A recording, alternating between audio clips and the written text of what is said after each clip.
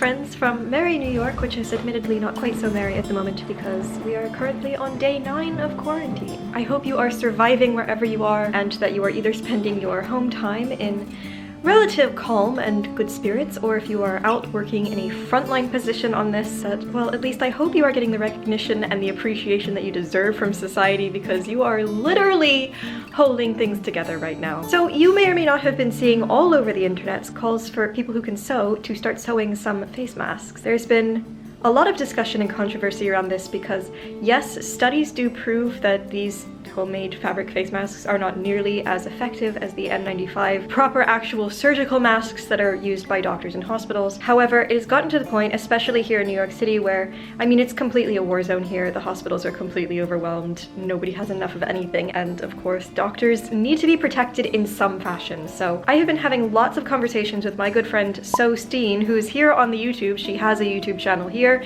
but as her full-time actual day job, she is an anesthesiologist, which means she is out there right now on the front lines. This video is hereby dedicated to Christine and of course any other doctors out there who are working to actually help fight this thing and cure people. Obviously, a lot of this is still very new information. Studies are not yet complete on a lot of stuff, so there is still a lot of question about stuff. We are at the point where any sort of protective gear is better than none. This whole sort of mobilization for home seamstresses to start making masks is not to donate them to hospitals, for us to start making masks for non-corona related patients as well as animal hospitals. The idea is for us to replace the stock of masks that they have so that they can donate the masks that they have to the people on the front lines of fighting the disease. There is a fantastic Google document and subsequent Slack forum that's sort of collating all seamstresses with institutions that need masks. So these institutions are posting, hey, we're an institution in this state looking for this number of masks and this is how we prefer to have them made. So just matching up people to places.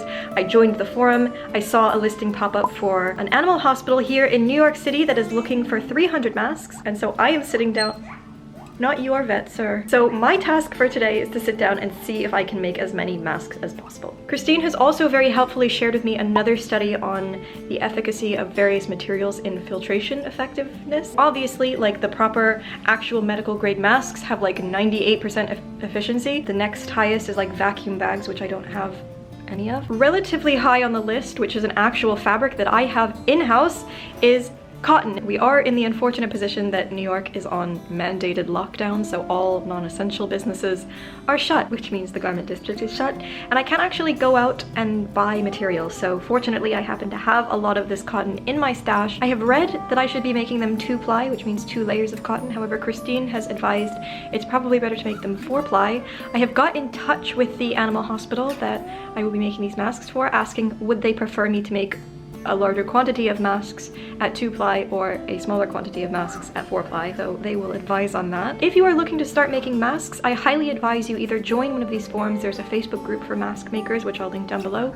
There's also, of course, this Google Doc, this Slack forum. Please get on one of these forums. You could alternatively start calling up your local care centers, your local animal hospitals, your local hospitals, and see if these places actually need masks, because a lot of places won't accept them. So do get in touch with places before you start making large quantities of masks. If you are looking to get involved with this whole endeavor, make sure you can find a place that will accept them, because we don't want to be wasting materials.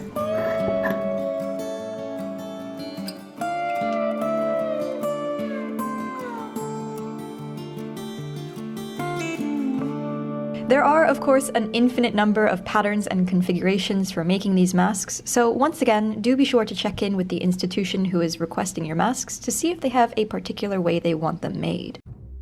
If you want another great video on a different mask technique, Angela Clayton has put out a video of her process on mask making, which I shall link down in the description box below if you wish to go and check that out. The ones I'm making here are a simple 9x6 rectangle stacked up with 4 layers of tightly woven 100% pre-washed cotton. Yes, the animal hospital did get back to me and said that they preferred a fewer quantity of 4-ply masks, so that is what I'm going ahead with.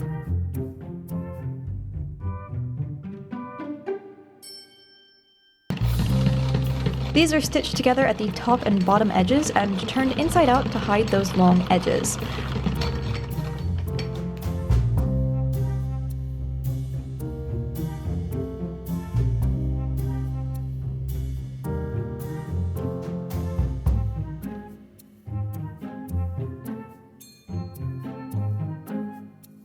I pressed 2 horizontal pleats into the rectangles, stay-stitched these in place, then bound off the side edges with some 1-inch wide linen tape, trapping a length of 33-inch long cotton tape into this for the ties. This is admittedly way more complex than it probably needs to be, but you do not understand how incredibly incompetent I am at machine stitching binding, and was heavily on the verge of hand stitching all of the binding before I realized that using a super wide binding tape would be very difficult to mess up, even for me, even by machine.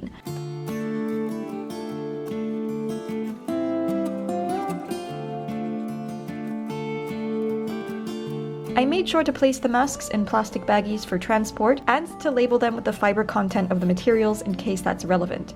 Presumably, the institutions will be sterilizing these before use, so this is probably important to know.